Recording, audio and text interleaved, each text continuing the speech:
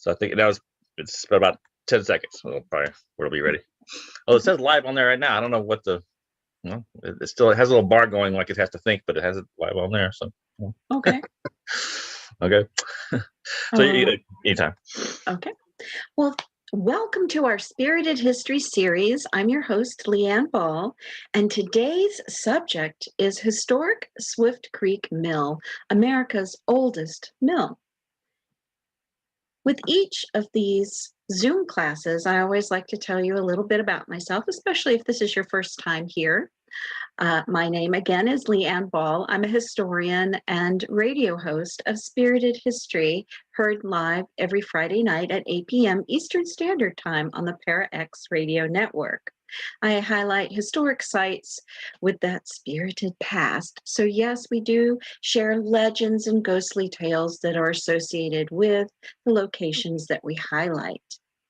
I'm also a retired business owner. For 25 years, I operated a business called Creative Movement Connection that provided ancillary music programs, art activities, history activities, science activities for early childhood educators and their daycare centers. Absolutely loved it. And after 25 years, it was time to hang my hat up and embrace my other passion, which is history. And I became a historic site coordinator for 2 locations here in Virginia.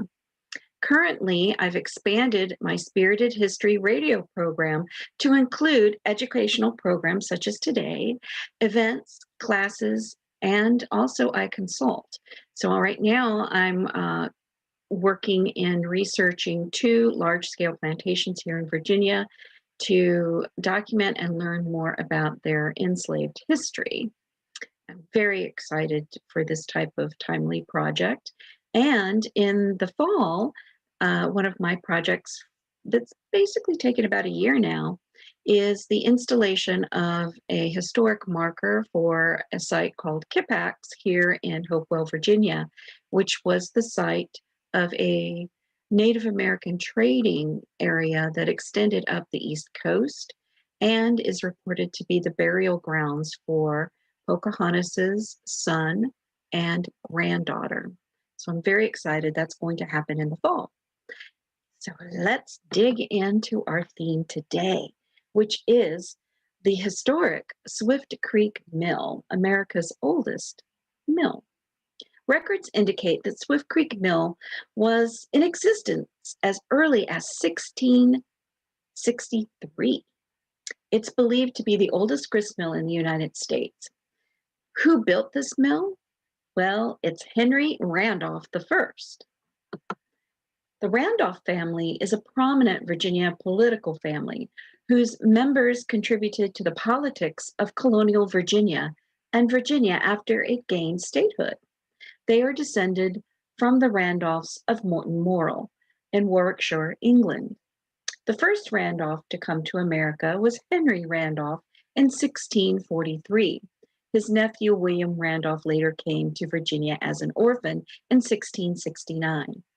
He made his way to his home at Turkey Island along the James River.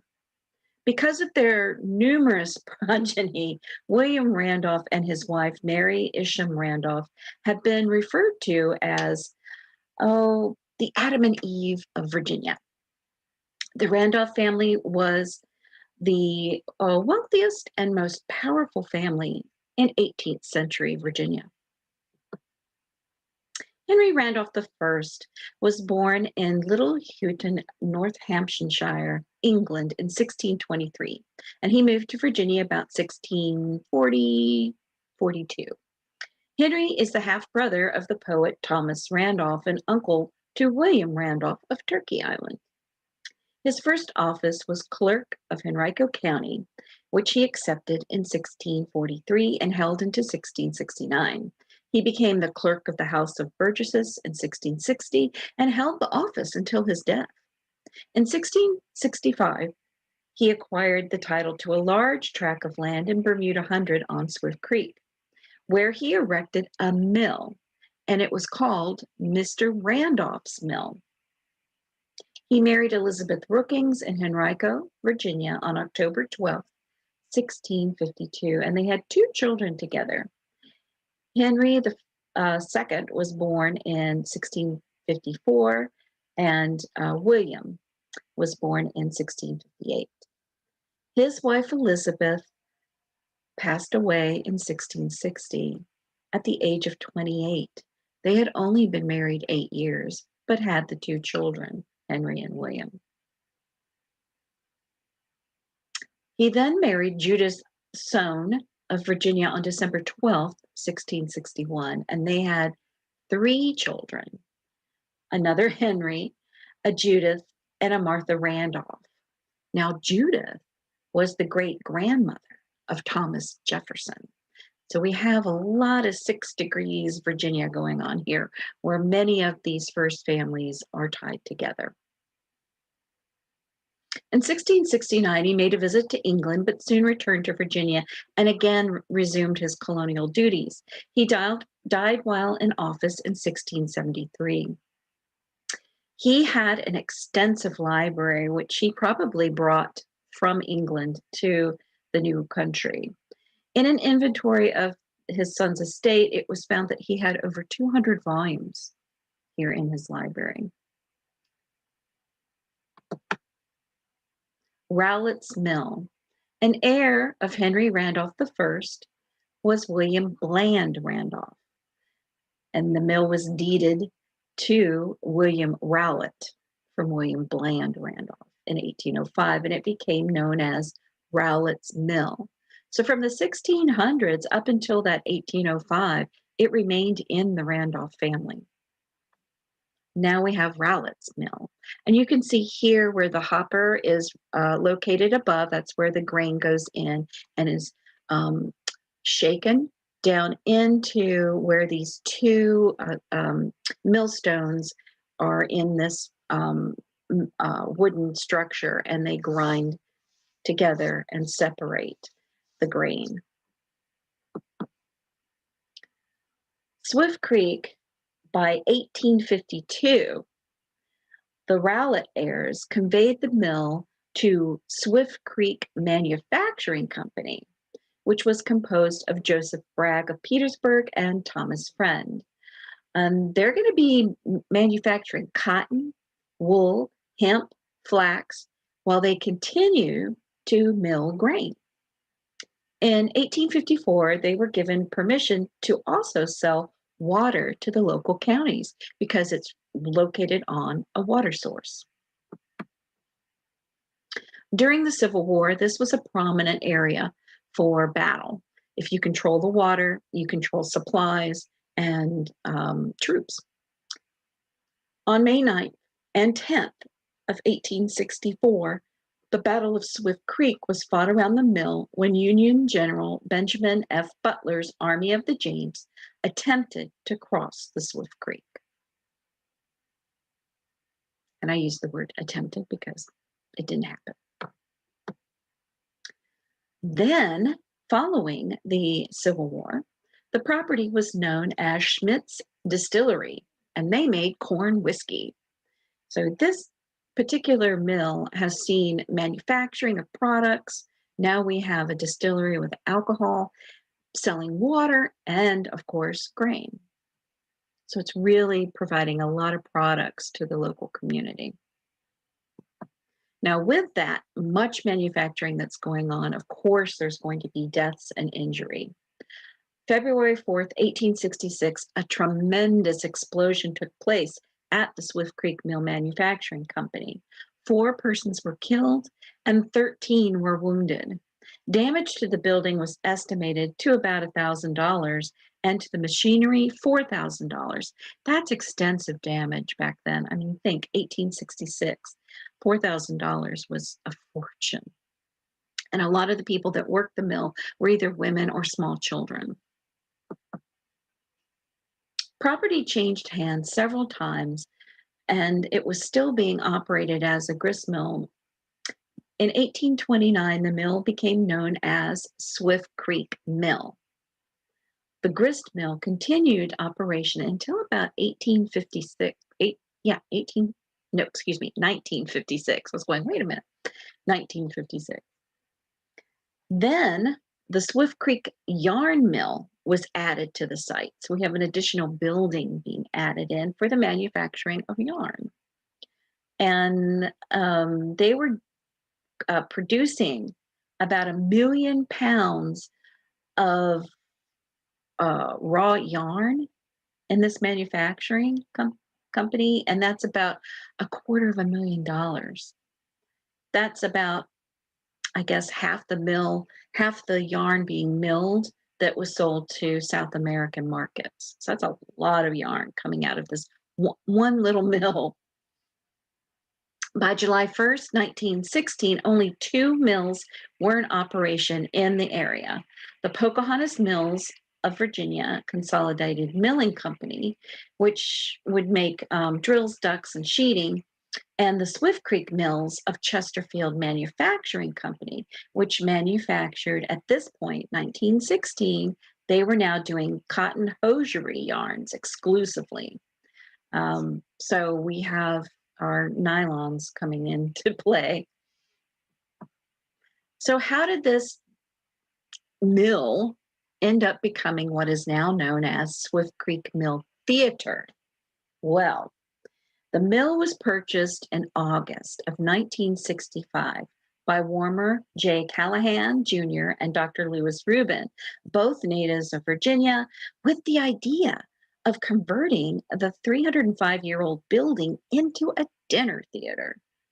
The plan was to convert the 3 existing floors into 2 dining rooms connected by a new stairwell, and it was going to be known as the Swift Creek Mill Playhouse.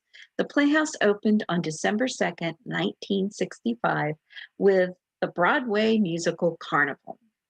The Swift Creek Mill Playhouse is located on US 301, just north of Chesterfield County at the line where Swift Creek is. It's just an incredible location. In the last year, between the pandemic and we had severe flooding where 2 of the rooms were underwater, they have really had a time trying to just stay viable and alive. And luckily, someone stepped forth, anonymous donor, to help them rehab and repair the mill so that they now are viable and can continue being part of the community, providing theater and entertainment. And they have really good food there, fabulous food. So how did I become involved with Swift Creek Mill? Several years ago, because of my radio show, Spirited History, we also offer our services in trying to explore and find answers for people that are having unusual activity, either at their businesses or homes. I have to say, most of the times when we go into these locations, it's very explainable. They either need a contractor, they need an exterminator, they need a plumber, or an electrician. And that's why many of the people that I work with are in the IT, security, construction, medical field. And I feel like having those connections really help you to find answers for people that come to myself and those in my Spirited History group for assistance. There is that rare time where once we go into a location through the process of elimination, we come against the unknown. We do not know what is happening here. It is unexplainable, but we do document what occurs. So now we're going to go into some of the ghostly tales that have been associated with this Swift Creek Mill. One of the ghostly tales I call Pennies from Heaven. Employees have experienced the manifestation of money on the floor in the mill room near the bar. Now, the mill room is where everyone has dinner. They usually have buffet style, where a few of the courses are served by the servers. Now, what's interesting is you do not pay or leave anything on the tables. It's all done at the cash register. So I find it interesting that over by the bar, you're going to find change on the floor, especially pennies. We were thinking, well, could the patrons in the mailroom be having change fall out of their pockets or purses or coat pockets while they're sitting at these tables? And that could happen. So we had to look at it as it's probably explainable. The next reported unusual activity, an employee told us the following. She was downstairs breaking down the bar. Everyone had gone home for the night. And that means she's putting things away, making sure all the glasses are washed, straightening things up, and making sure that all of the supplies that need to be refrigerated are, and cleaning up the bottles. She was standing about 4 feet from a hanging wine rack that was full of glasses. One of the glasses suddenly flew off the rack, hitting the heel of her boot, and it shattered. Now that had to travel uh, horizontally about 12 inches off the rack, just to get off of that sliding rack, because they slide in by their stem. And then it had to travel an additional 4 feet horizontally to hit her and then drop and hit her on the foot. That was really unusual for that to happen. She said she stopped what she was doing and said out loud, "I don't mind you being around here, but don't be making more work for me. I'm the one that has to clean this up." And she immediately felt the sense of warmth and that everything was all right. She had said she's sensitive and has always kind of felt when she's down in this one area that she's being watched. Not in a mean way, but just as if a manager might watch one of the employees when no one else is there but herself. So we could not explain that. We could not recreate it. That indeed is an unusual thing to have happened. Even with condensation, we thought about that maybe that might make it slide, because sometimes glasses on a bar will slide on their own due to condensation occurring. But this one stumped us. Another ghostly tale was a little girl in the mill room, and that is the first floor dining area. An employee told us the following, that they had a group of folks sitting at a large table in front of that bar area. Now, this is the bar area where the money manifests, supposedly. One of the guests made a complaint to the box office about a little girl who was running around the room, and they felt they needed to be sent back to sit with their parent. And what was really interesting is that there were no children there that night. Phantom footsteps. Employees over the years have reported the sound of phantom footsteps throughout the building when they are working alone, especially going up and down the stairs. Now remember, that staircase was added in 1956 when it became a playhouse. Screaming phantoms. The sounds of screaming have been heard when employees are in the theater, which is on the second floor, and specifically in the dressing rooms, which were located behind the stage, and they're now offices. And they felt like they could hear the screaming while they're sitting getting dressed and made up, but the screaming was actually coming from the theater. And upon investigation, no one was in the theater. There are reports that one of the millers, during its time as a grist mill, hung themselves at the mill. So we had to definitely look into that and check the historic record, check the newspapers, check any obituaries or any of the local historical societies to see if there were any reports of any types of hanging or suicide. One of the wait staff reports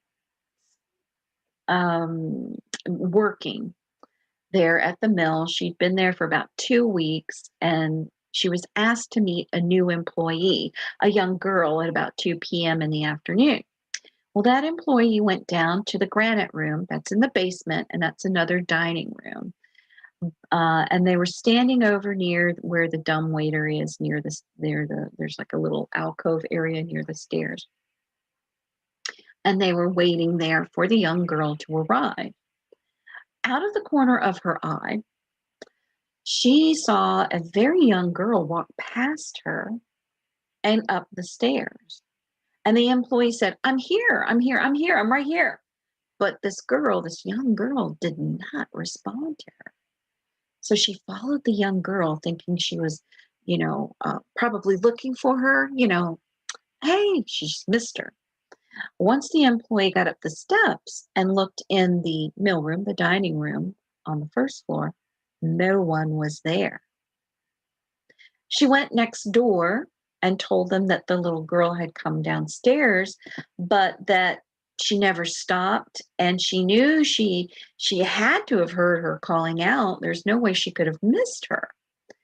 And the staff there in the additional building, they told her that this young woman had not come yet, and in fact, that young girl didn't arrive until about an hour later. She was running late. She described this girl as wearing a light colored dress. She had blonde, wavy hair that went down to mid waist.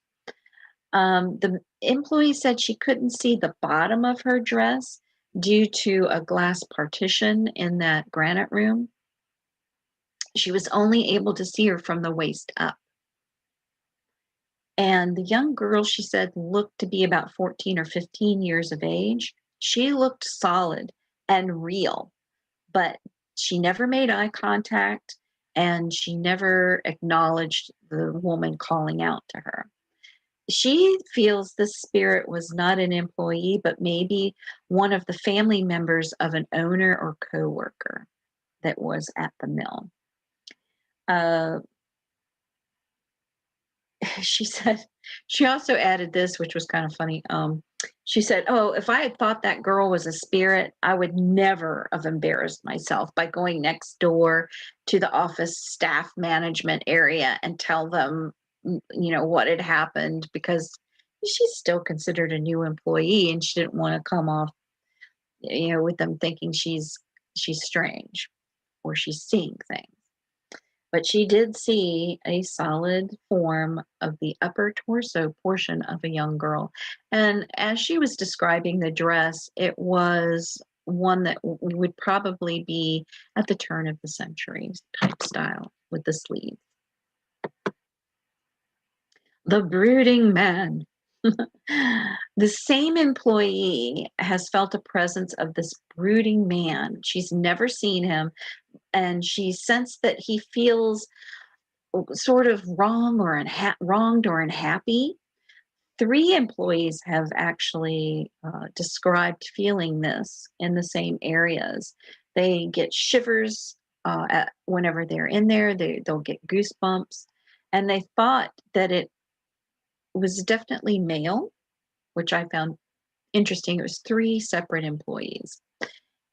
He they don't they don't have an interaction, and this brooding man doesn't seem to outwardly bother them, but the presence is close to them and it feels strong and intimidating.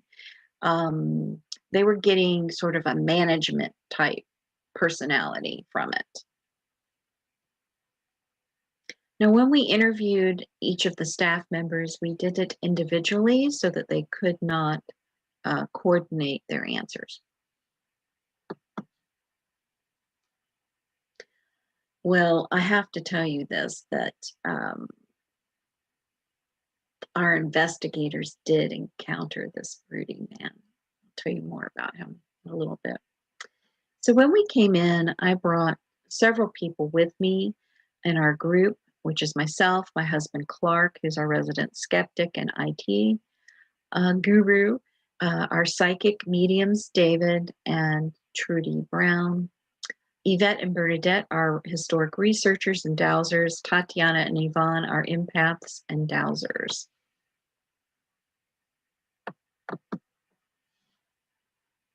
When we began our investigation to see what was going on here, we were trying out a new piece of equipment, which is called an SLS system.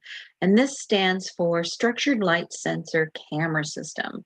And it allows the person operating the device the ability to capture video, evidence, and some say that that shows a spirit form during an investigation. And you cannot see it with the naked eye, but with the system, as you see in this picture, it'll map out both the living as a stick figure, and you'll see a solid color behind them, and a supposed spirit form in stick figure, no color behind them. And the SLS camera system works in absolute darkness as well as full light, which is what I like. According to Connectic, the manufacturer out there for it, because it is a gaming system that was used for, I think, Dance Revolution to map out your dancing. The camera works through an infrared light projector with a monochrome CMOS sensor, which allows everything as dots arranged in a 3D formation. And these infrared dots allow the camera to show depth and detail. The software sees people by recognizing joints and movements. The IR will detect paranormal entities that the program recognizes as a human shape based on the body parts and joints. Video can be recorded directly to the camera on an SD card or up to a 64 gigabyte. And I have it on my computer so that it goes right onto my computer. I don't have to worry about an SD card. And this system was first introduced and built by Bill Chappell for the Ghost Adventures TV program. There's Mr. Chappell. I met him 2009 in Georgia, Savannah, Georgia, at a conference when he was first bringing out a lot of the paranormal equipment. It was the first time specific equipment was being made for the paranormal. Sorry about that. So we wanted to see what our SLS system was going to capture in the room. And I was really hoping we might capture the little girl, but again, I was skeptical about it, simply because maybe there was a small child there from a staff, or that's what I was thinking, that maybe one of the staff's children was there the night that the woman was having issues. So we were setting it up, and our psychic mediums, David and Trudy Brown, they began to really sense a presence there of a young girl. So their son had come. He's 16, and they asked him to go sit at one of the tables to see if this little girl would go over to him. And we specifically picked the area near the bar where this little girl was seen running around and the pennies manifested.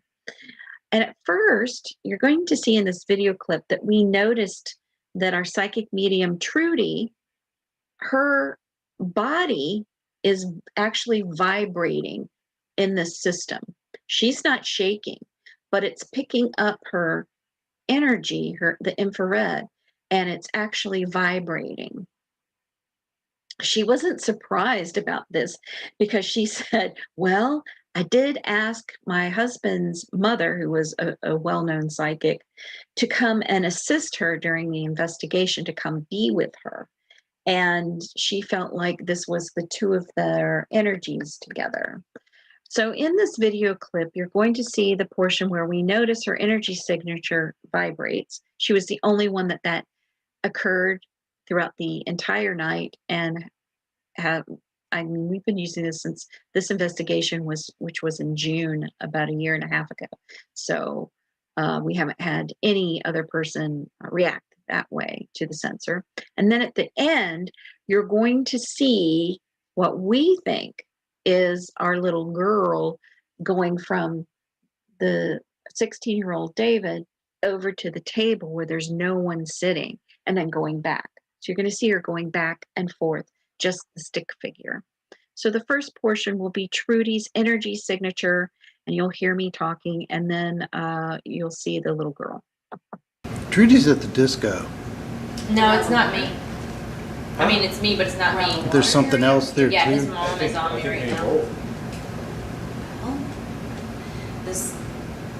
So you should see Elijah because she's just hanging out with me. She's helping me talk to people. The young girl. No, his mom. Oh. I was just like, come here, mom. I just want her around for him. Supposedly, you guys haven't been in the basement. Mm-mm. So, were they dug up some charms or something, or some? Here, Yeah. right? Something I'll have to ask Steve. Or jewelry or something? Somebody kept like a. Look at little D. Dancing D. That's not him. That's the chair across from him. It's the girl. Oh shit. Oh, sorry. She Hard left. cussing. She's like, no. But we There. She'll come back. There she Okay, is. She's with there's you. D. So No, there it's was not. like It's this. her. It's the little Yeah, girl. look at That's the her. girl. She's sitting and talking with you. She wants to play with your meter. Sit it down on the table. We see if it'll. She said, go up please. or- She said, please. Will she touch these? Probably. She's super sweet. She's cute. She's cute. She's cute. Here's me. They light up pretty. All right, so we have two things happening. Trudy's energy signature and then this little girl coming over to a chair. And here you can see little David is sitting, and where that little girl was showing up, we think, is over across from him where there's no one sitting. Next, we have our piece of equipment called the Ovilus, which is designed again by Bill Chappell. And the Ovilus is an electronic speech synthesis device, which utters words depending on electromagnetic waves in the air. And it uses an EMF meter. The Ovilus has an embedded database of words. It uses electromagnetic field readings in combination to create a number. This number is used in turn to reference the database of words. I love it because not only does the Ovilus announce the words or speak the words, but it also prints it out so that we know exactly what's being said, so that there is no pareidoia happening where we go, I think it said disaster. No, I think it said thy master. That way we know exactly what is being said.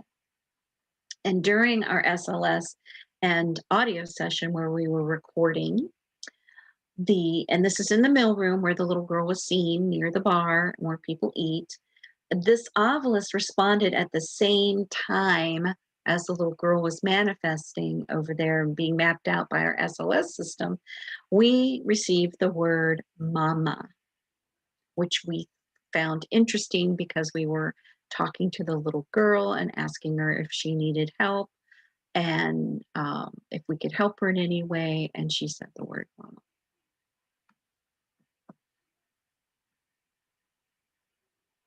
Now we received our first EVP in this area, and this is the mill room. So now you get to see what the mill room looks like. So back in this area is the bar area, and this is the table where people were complaining that the child was running around over in here. And this is where little D was sitting, and what we felt like was mapped out with our SLS system. We got the word mama. Well, we also received our first EVP, and an EVP stands for electronic voice phenomena. EVP is the recording of sounds and voices onto tapes, videotapes, and other electronic devices when these sounds are not heard by the listener at the time of the recording, but afterwards during playback. And those who investigate the unusual or the paranormal say that this is the voice of a spirit. Skeptics say EVP is just radio interference where it's playing tricks on your mind. Sometimes it is. Sometimes it is just ambient sounds or an animal or a bird or someone's clothing or someone else is talking. In instances like that, it's easily identified. In this, when we know who's in the building with us, we've done a soundscape where we do a sound study of everything in the room and everybody's voices. And then we have something that sticks out that does not belong, and it's in context or talking with us in our conversation. That's where we kind of go, there might be something more here. So with our EVPs, I always encourage people to put your headphones on or your earbuds so that you can hear it better. So if you're watching the recorded version of my lecture, you'll need to put your earbuds or headphones on now to hear it. I'm going to play it twice, and then I'll tell you what we think is being said and where the EVP is. All right, I'm going to start. Okay. And they douse. So, did you bring rods? Yeah. Okay. And I have extras. For me right now. I'll play it a second time. Okay. And they douse. So, did you bring rods? Yeah. Okay. And I have extras. For me right now. All right, so we're setting up. I'm doling out equipment. I'm asking our dowsers if they brought their dowsing rods because I had extra. You hear them say yes, and then the next yes is not our investigators. It's a very raspy yes. It's very raspy. So you're going to listen for that second raspy yes. Here we go. I always do that on these. Here we go.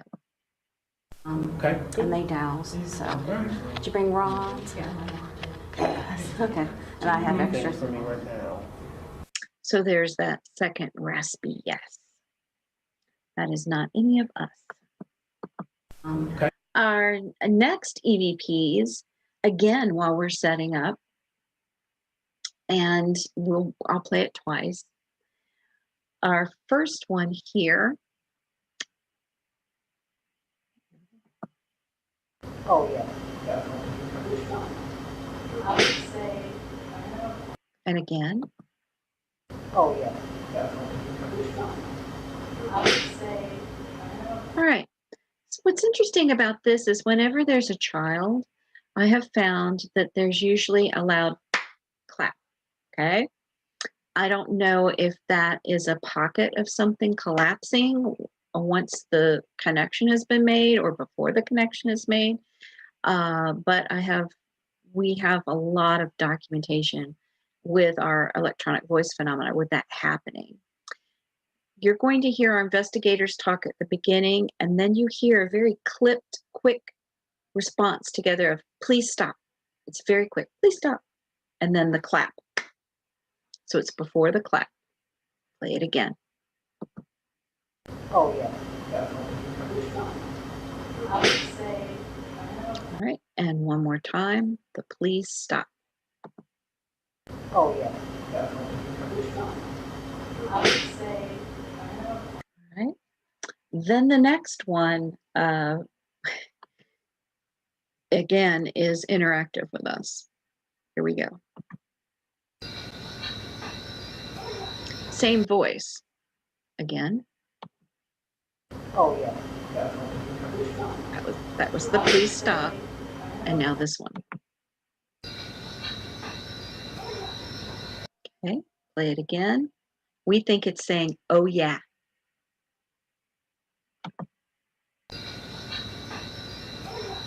Oh yeah. Same voice, small child. After that experience of our sensitives picking up on the small child, the ghostly tales of people that have been patrons and workers, then getting the recordings, and then our SLS system responding and mapping out a small figure, we're pretty confident that yes, I think there's some validity to there being a small child there in ghostly form.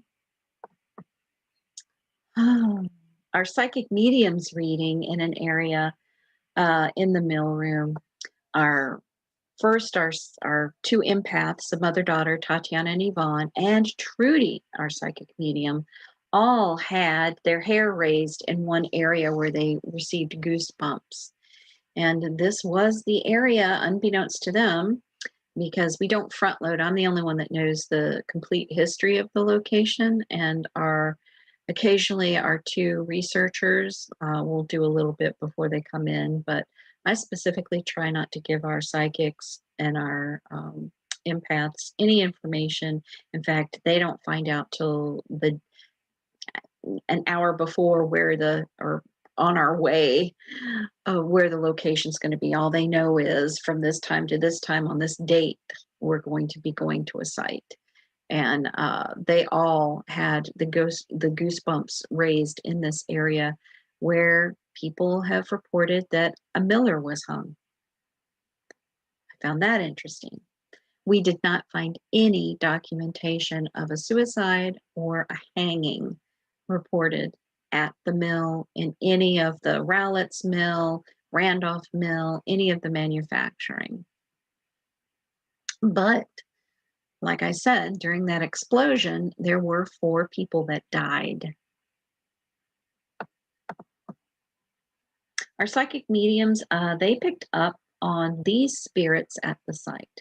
I don't put 100% in what our psychic mediums pick up on. They're just another piece of the puzzle. I like to have multiple layers of things happening in an area before I say, there's something going on here. They picked up on the spirit of a little girl in the mill room, a female who loves to dance, and she goes throughout the site everywhere, a female who loves horses down in the basement and on the stairs, a little boy down in the granite room who was ill, the strong and brooding man in the theater. And in fact, he was so strong that our psychics really did not want to connect with him. They did not care for his energy. An older female in the theater who really feels like she owns the site. A man who was hung in the mill room in that dining room. They all had a body reaction in that area. They used the word suicide. We also use flashlights, and this is controversial. We have tested the flashlight theory in the paranormal.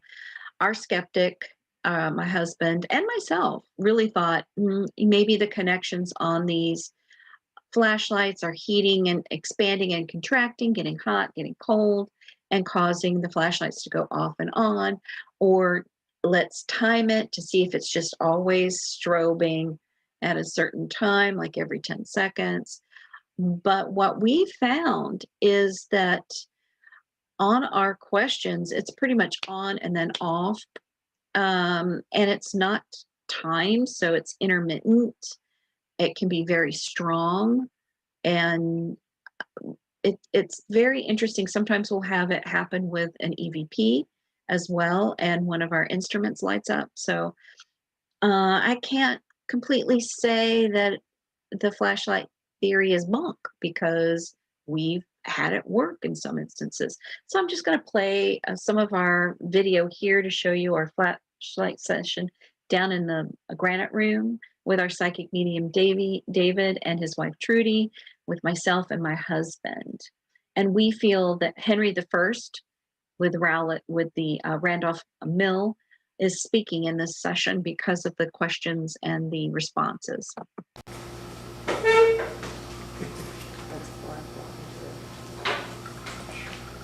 And that's my husband. He set up the flashlight. Okay, so there's someone here who would like to talk to us? Yeah. That was On and off, quick. You already very know quick. the routine. Excellent. I wonder if it's the horse, yeah, it is. It's the horse, someone had a horse farm or had horses and stuff. Horse farm. Okay. Or something to that effect, and that's what I keep, like that's who instantly starts to connect. And her family was like wealthy and all this stuff like that. Uh-huh. And I'm like, is it a prominent name that would be known Randolph? to our people? Randolph? Epps? Do you know the Randalls? Randolph. Randolphs? Mhm. That's the last name, Randolph?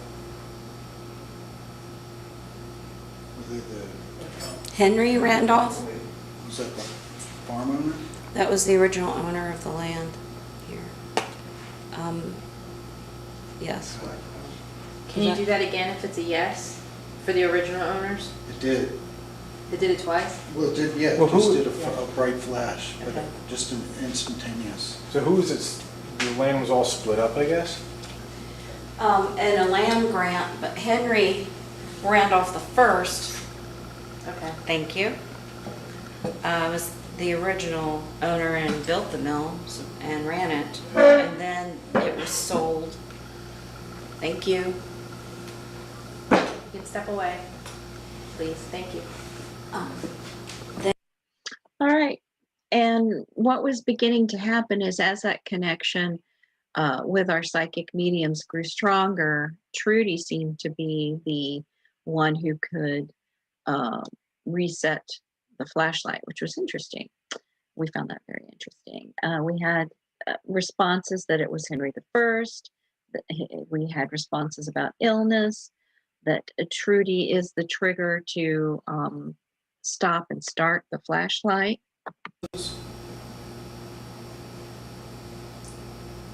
William Randolph. Okay. The Randolphs owned a lot of land in the area. Okay. Yeah. Yes. Obviously. Yes. Yeah, like the horse, whoever with the horse, a girl, with horses and stuff. Like she came and she's like, oh, wealthy, blah blah. Step away. Are you connect? You can step away. Can you please step away from the light? Ask her if she's related to the Randolphs that were at Wilton. Well, the person that's interacting with the flashlight's a male. Okay. You think it's a male? Yeah. Okay. I see the woman, but I see a male touching the light. Okay. Is that Henry? Mr. Randolph? The first? Good day, sir. All right. And throughout this flashlight session, you can see a grid there. We have our SLS system set up. Again, it's that pinpoint of light grid. And it also helps us to see if there are any shadow entities. It'll map out movement if something crosses through, but we didn't have any of that. Definitely, we had interesting discussions with our flashlights going off and on, specifically with horses, the mill. We did discuss clothing and drink, and if he was familiar with one of his neighbors, we used the name, and they were not friends, but they knew each other. They were acquaintances, which we found interesting. So I'm going to go through and skip ahead because I want to make sure we get to cover all of the activity. Our two historians and dowsers, Yvette and Bernadette, were dowsing using copper rods to divine and connect with spirit. And dowsing has been used for thousands of years to either find groundwater, buried metals, ores, gemstones, oil, even grave sites. And archaeologists still use dowsing rods to this day. And we use it as well, just as another tool. They were making connections with one of the cooks there. And when it was a mill for cornmeal, and they were getting a name Della. They had some of the history there of some of the different worker names, and Della was the one that the rods responded to. So that was interesting. We are going to now check that further with the historic record to see if some of the information they received during their dowsing session matches any of the family stories for Della. The theater. Now, this is where the screaming had been heard. And Angela and I, and she is another one of our investigators and my co-host for our Spirited History Radio. And when we investigated just the theater, she had an unusual thing happen where upon entering the theater, she spied a golden orb bigger than a softball come flying at her off of the stage. And I actually saw her go, ooh. And I reacted, kind of jumped back from her.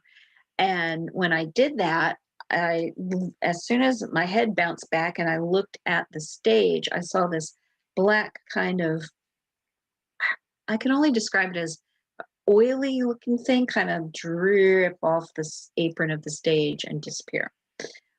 So we both kind of had this weird experience. And so we documented that. And then while we were in the theater, we discovered that when large trucks go whizzing by on 301, there is a sound anomaly that happens, and it does sound like someone screaming or yowling. And we think that's what people are hearing in the back of the building, is that sound of the traffic moving, specifically large trucks, which we did experience that too, but we could explain it. What we couldn't explain is while we're down mapping out the electrical sockets and seeing if everything's tests okay, because sometimes that can make people feel like someone's right up against them. They're sensitive to EMF, and that is something that a good electrician can take care of. While we're down doing that, we actually capture the sound of a man in our video. We didn't hear it at the time. Angela and I do not react to it, but I'm going to play it again. Use your earbuds. I'm going to play it twice, and then I'll tell you what I think's being said. Are they like walkie-talkies or something? They might be. Are they like walkie-talkies or something? They might be. The only thing I've done to this is brought up the sound higher so that you can hear this kind of going, ooh, it's a man. And he's sort of moaning. Are they like walkie-talkies or something? They might be. So we received that, a moaning male sound. Are they like. Our psychic medium here, Trudy, and it is a video, she picked up on a female up in the theater who really felt like she had ownership. She had big hair, like a bouffant style. She thinks of it as her place, that she didn't pass away there, but she knows she has passed. She doesn't care about how casual the place has become. She liked it a little more, a little fancier back in the day. And what's interesting during this is that when she was picking up on this, Tatiana and Yvonne joined us coming from the theater, and they had encountered this woman too. And at the same time as Trudy's talking, I get on the Ovilus, that word generator, the name Mark, who was a recent hire, but had worked with this woman who we later had identified by staff, had worked with this woman in the past. Very interesting activity there. And that Yvonne and Tati were saying she likes music, she likes to sing. Again, with the, she doesn't like how casual it is. She liked it back in the day. And that she likes to stand center stage.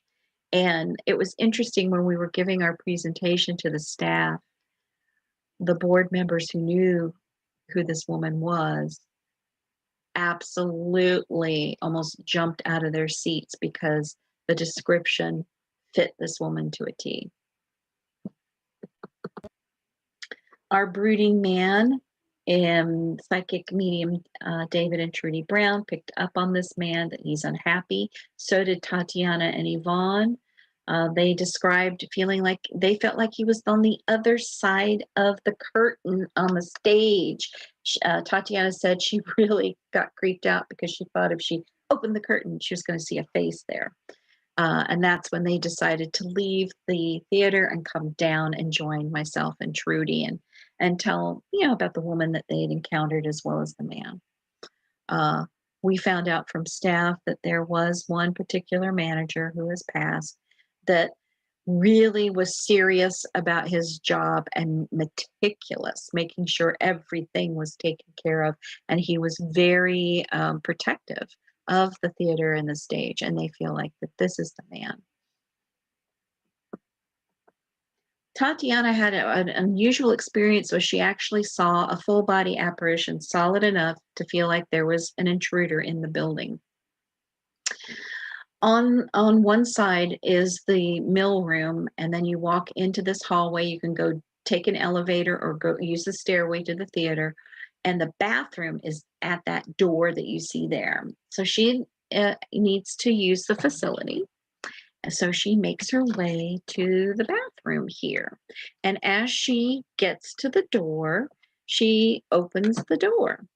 And when she opens the door, there's a mirror that is right in front of the door, and you can see directly all the way to the door that goes outside.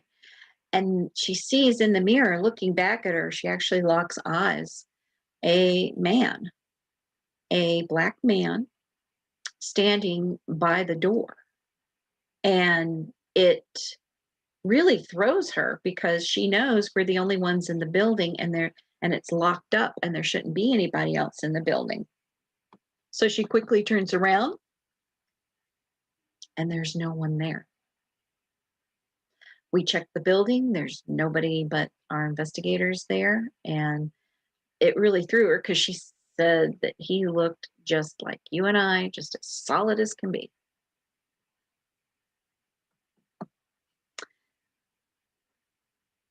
Our dowsing session, I joined Tatiana and Yvonne in an area where one of the staff who has passed away has been sensed, and his fan keeps turning on its own, which that can happen. We've had air conditioners do that with their sensors. So we were really trying to see if there's a high EMF in that area or electrical issues that, again, can cause people to feel like there's something there when there's not, and check the electrical fan out to see what's going on there. So we're dowsing and talking, and Tatiana looks at the picture of the staff member, and she grabs my arm and says, "That's the man I saw." She goes, "That is him." And so we began a dowsing session talking to him. Yes. Show me no, please. Thank you. Are you Mr. Mason? Crossing, yes. Crossing is yes. Thank you. Is this your special spot? Yes. Do you enjoy visiting your coworkers? Yes. And our device goes also when we start talking about how friendly everyone is there. Did your mother make a special spoon bread here? Yes. Cupcake. Oh. You liked her cupcakes? Yes. Big yes. A big yes. I'll bet she could cook. I bet. How about her collard greens and cornbread? Oh my God. Yes. Hit me where I live. Oof. Love that stuff. And I bet no one can duplicate that spoon bread at all. Yes. Yes. All right. And then when we were setting up for our event, my husband is setting up the SLS system and notices a little stick figure behind him, but there's no one there. So our little girl showed up while he was setting up equipment for our event.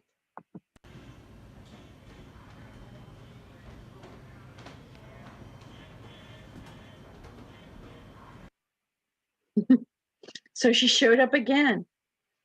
Now our conclusion here for Swift Creek Mill, after we have gone there multiple times, we found that the site is indeed, we feel, is haunted by the following: a male spirit in the granite room, possibly Henry Randolph I, a young girl who likes horses, possibly his daughter Martha Randolph, a girl who likes to dance, John Mason from time to time, our friend who passed away there, who was seen by Tatiana, and we had our dowsing session with. That little girl in the mill room is definitely there. And our brooding man up in the theater, as well as our actress who is center stage. These are intelligent hauntings because they're interacting and responding to those when we were asking questions or talking and being part of our conversations moving throughout the location. Now, the one that likes to dance and move throughout the site, I feel is the one that the employee saw just the upper portion of, and I feel like she is what's considered a residual, which means it's like an imprint that is triggered from time to time to just do its thing. There is no interaction. It is not a spirit. It's just an imprint, sort of like a film that has been imprinted into the stone. That's one of the theories in the paranormal called the stone tape theory, that with water being a conductor and stone, which there's a lot of stone there, that it can lock in a type of film that is triggered and replayed over and over again. And think about it, if you're moving up and down the stairs, moving products or serving people, you're going to leave some type of residual something, I would think. Well, folks, I want to thank everyone for joining us today for the Swift Creek Mill. I really want to thank the mill and the staff. And I want to thank you for joining us for our Spirited History series. You can find me every Friday night at 8 p.m. Eastern Standard Time on the Para X Radio Network. And I hope you'll come and check out our podcast on Spotify, Apple Podcasts, Podomatic, and our website at spiritedhistory.com. I've been your host, Leanne Ball. Thank you so much. Goodbye.